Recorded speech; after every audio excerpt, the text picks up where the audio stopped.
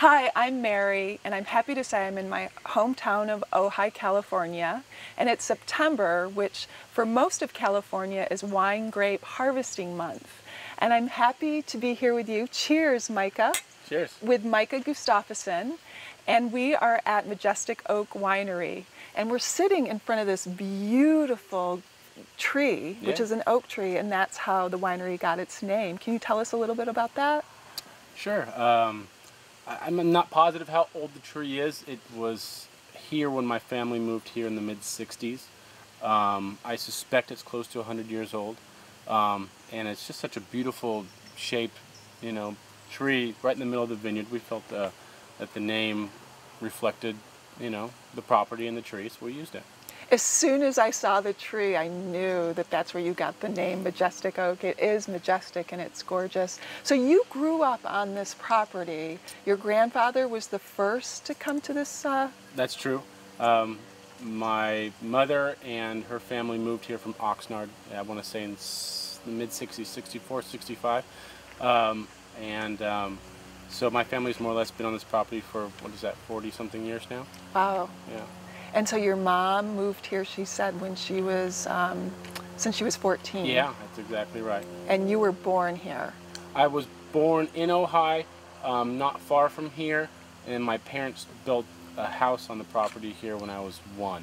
Okay, so you are tied to this land. Oh, yeah. Yes. Yeah. And it's so beautiful. I hope that you all can see. We'll take some pictures for you as well. And how did you get started in the wine business? Well, what is now vineyard was all horse pasture originally. It was kind of more of a ranch growing up, and we hadn't had horses in about 15 years, and so it was just kind of sitting here with nothing going on. And one day, my father came to me and said, what would you think about growing grapes? We've got some people, some friends in town that are growing grapes, and we could kind of see that kind of thing moving south from Santa Ynez and Santa Barbara, and so this was about 5 or 6 years ago, so we decided to just kind of give it a roll. So how much of your land is dedicated to the vines, to the vineyard? It's not a very big property. We have about just shy of 3 acres here, and we've devoted just about an acre to the grapes. Okay, an acre of grapes. And what varietals are you growing? We have a Sauvignon Blanc, which we are drinking right now, which is delicious. Thank you very much. And we have a Syrah as well. We have been fiddling with making a rosé out of the Syrah as well. So that's something we may offer eventually, but that's kind of, like I said, we're just still playing with that. So Ojai, I know that there are a few other wineries here. Is Ojai specialty Sauvignon Blanc and Syrah, or? Good question. When we started researching and reading and talking to other vintners in Ojai about 5 or 6 years ago, really the only thing anybody was growing here was Syrah. Okay. Everybody was saying Syrah is what to grow, Syrah is the only thing that will grow. And because if you didn't know, Ojai is very hot. Yes, it is. And so we did a little bit of research and found that people as north as Santa Ynez were growing Sauvignon Blanc. And so everybody says it's hot enough for Sauvignon Blanc, but it doesn't get cold enough for Sauvignon Blanc. And that might be true for certain parts of the valley. But I know this property really well, and I said, no, I know it gets cold enough here because I know this property and it's kind of low-lying and the cold settles. We'll get frost here and even freeze here at times of the year when the rest of the valley won't. Okay. And I knew that was probably enough to make it work. Okay. So it was an experiment, but it's doing really well. Okay. Yeah. Well, September 22nd was a few days ago, so we're well into, we're right into autumn. Yes. And you just harvested your grapes a few weeks ago. What was that like? Can you tell us a little bit about what it's like to harvest and the crush, which is so exciting for most people? It's a lot of fun. It's a lot of hard work as well. The day starts really early, usually at about, I think I was up at 4 a.m. And the goal is to get the grapes off the vine keep them as cool as possible. So you start basically as soon as you can see picking, and that way you can keep the temperature a little cooler. So is that the goal? Is to pick the grape when they're still cool? Well, what it does is as the grape heats up, it wants to, believe it or not, go into fermentation rather quickly. So the moment it gets to a certain temperature, the higher and the higher the temperature it gets, the quicker that process happens. Okay. So the goal is to kind of keep it cool and keep it almost kind of sedated in a weird way until you can do certain things to it, do some testing to it, measure the pH, the TA, and the sugar in the grape, and then make adjustments if you need to on that. And then eventually the next day is when you inoculate it with a yeast, a strain that we've chosen, and then that begins the fermentation stage. Okay. So how many days was your harvesting time? It took a day for the Sauvignon Blanc and a day for the Syrah. And then your crush time is? With both of them, they're similar but different processes. With the Syrah, you destem and crush in one day, and with the Sauvignon Blanc, you actually go a little further. You destem, you crush, and very often you even press in the same day as well. It doesn't sit on the skins for weeks like a Syrah does. It's a very quick process that you're looking for the crispness and not the heavy tannins and things like that you'll get by leaving it on the skins and on the seeds and things like that. Okay. What I love about this winery is that it's very grassroots. It's local, it's small, it's charming, it's quaint. And did you have to take your shoes off to do the crush? Because I noticed you don't have a lot of equipment like a lot of the big wineries have. You're doing it the old-fashioned way. Yeah, this is true. Most everything we do is all by hand. We really don't have any tools, mechanical tools to speak of. And yes, we let the women and the girls get in the grapes. Us boys and our hobbit feet, we don't allow them in there. Generally. Okay. Well, it's next year. I hope you invite me because I saw some pictures online, and they looked like they were having fun, and it looks like it's a very beautiful dance to watch these women when they're doing the crush.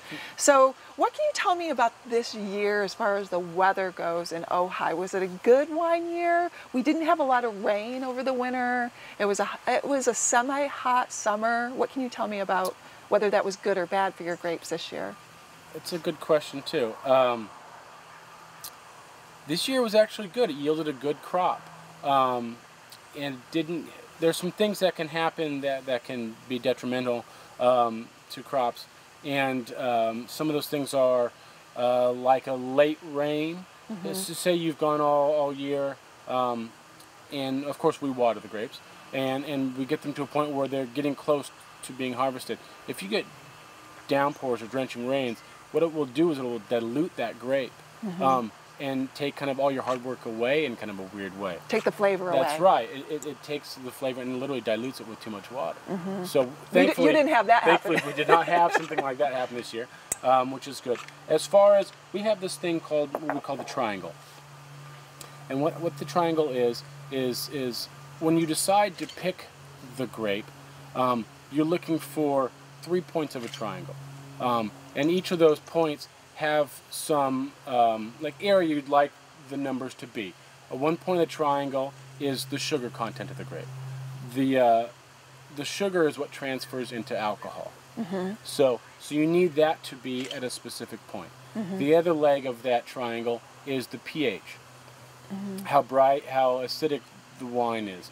The other point of that triangle is what's called TA, which is titratable acidity or tartaric acid, depending on who you ask. It measures the same thing. So when you get a year when all 3 points of the triangle are in their optimum position at harvest time, you end up with typically a very good wine. Some years you only get 2 legs of the triangle, and you have to fudge the third by either maybe adding sugar if it's deficient, or maybe adding citric acid if it's not bright enough, or if it's low in acidity. So a few of the vintners that I know pride themselves on making their wine not sugar forward, but acid forward. They think that that's the true, where the true flavor comes from. A lot of California wines are high in sugar and high in alcohol and low in acid. So where do you fall in between the sugar and the acid? We have yet to ever add sugar to any of our Syrah. We added a little bit once to a rosé we were just experimenting with, but as of yet we've never added sugar to any of our wines. And naturally, that's actually frowned upon in France. I think there's even laws against it. And there's a name for it, and I think it's called like capitalization or something like that. That's what they call that. But we've yet to do that. I am really of the opinion that I try to let each year, or we do as a family, we make decisions, and we try to let the grape speak for itself, and we try not to push it into any one direction more than we feel like we should. Okay. I feel like... So you're letting the grapes do what they do best. That's right. And so maybe one year that you end up with a Syrah that's only got, 11.5 or 12% in alcohol. That just happens to be how that wine was that year. Right. And it tells you a lot about the year, and each year is going to be a little different. I'm sorry to interrupt. Did you see the quail behind us? No, there's quail. There's wildlife all around us, so that's beautiful. Now, if one of our readers or listeners wanted to find your wine, is it out in Ojai yet, or is it still a very boutique wine that you're selling only from here during some special events and so on? Yeah. I guess legally I can't sell it yet. Okay. We are going through the licensing and bonding process, but shortly we will be through with that. It's just you have to let the government know what you're doing, and they want their cut. All their permit process and regulations. Yes, that's right. So we're going through that process currently, so if I was to sell it, I would be bootlegging, so I'm not selling my wine. Okay, but we are lucky. It is 5 o'clock, so we are able to... We are enjoying it. We are enjoying it. And if someone wanted to learn more about the winery, and I know that you have special events here, you have weddings and private parties. It is absolutely gorgeous here. It's a beautiful place to have a wedding. There's beautiful views and vistas. So where could they find out more information? The best place would probably be on Facebook.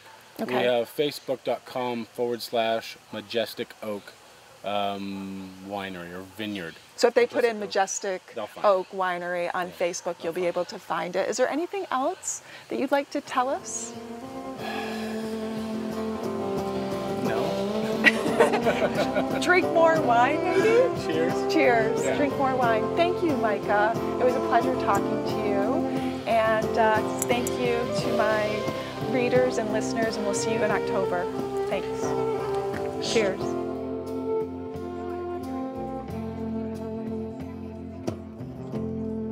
Skip a life completely.